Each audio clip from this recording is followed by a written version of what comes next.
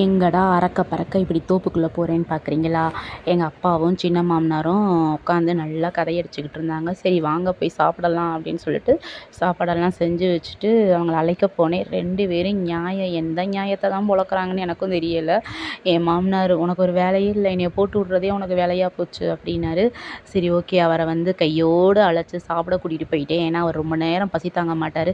இந்த ரோசி பாருங்களேன், அந்த குட்டி நாய்க்கு பால் கொடுக்குது. ஐயோ! இதை பார்க்குறதுக்கே கண்கொள்ளா காட்சியாக இருந்துச்சு.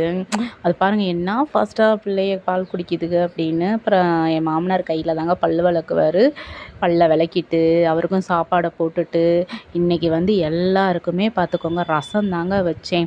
எல்லாருக்கும் சளி, சரியான சளி. இது என்ன ரிப்போர்ட் பார்க்குறீங்களா? எனக்கு தாங்க சுகர் வந்திருக்குது. சுகர் வந்துக்கிட்டு டீ எப்படி ஆத்துறேன்னு பார்த்தீங்களா? இது எத்தனாவது டீ தெரியுமா? 2வது டீ. ஏன்னா எங்கள் அப்பாவும் நானும் கடைக்கில் உட்காந்துருந்தோமா, எங்கள் அப்பா ஒரு எப்படி சொல்கிறது, ஒரு 1 ஹவருக்கு 2 ஹவர்ஸ் வந்து ஒரு 1/4 கிளாஸ் டீ குடிப்பார்.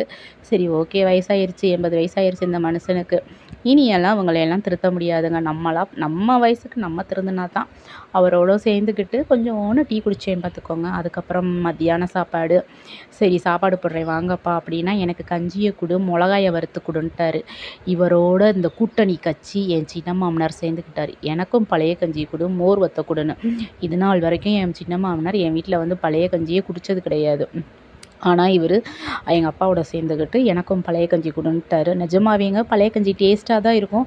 ஆனால் எங்கள் அப்பாவோட சேர்ந்து குடிச்சு எனக்கும் பார்த்துக்கோங்க சளி பிடிச்சிக்கிச்சு. அப்புறம் என்ன, சாயங்காலம் வந்து ரைஸ் மில்லுக்கு தாங்க கிளம்புனேன். தீபாவளி வேற வருது இல்லையா? ஓகே, போய் அரைச்சிட்டு வந்தாச்சு.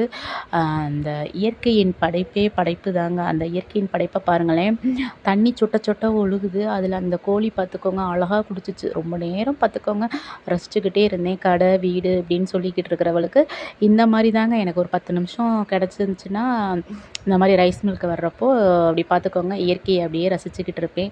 அப்புறம் என்ன, ஒரு வழியாக பார்த்துக்கோங்க மிளகா பொடியெல்லாம் நல்லா ஆறிடுச்சு. எடுத்து வாளியில் பேக் பண்ணிட்டேன். எனக்கு பின்னாடி பாருங்கள் எவ்வளோ வந்திருக்கு அரைக்கிறதுக்கு. அப்புறம் நம்ம கடையில் ஒரு பிள்ளை 1 வருஷம் ஆச்சுங்க, 35 ரூபாயை வாங்கி தரவே இல்லை. அந்த பிள்ளைய போய் கேட்டு வாங்கிட்டு இயற்கையும் ரசிச்சுட்டு வீடு வந்து சேர்ந்து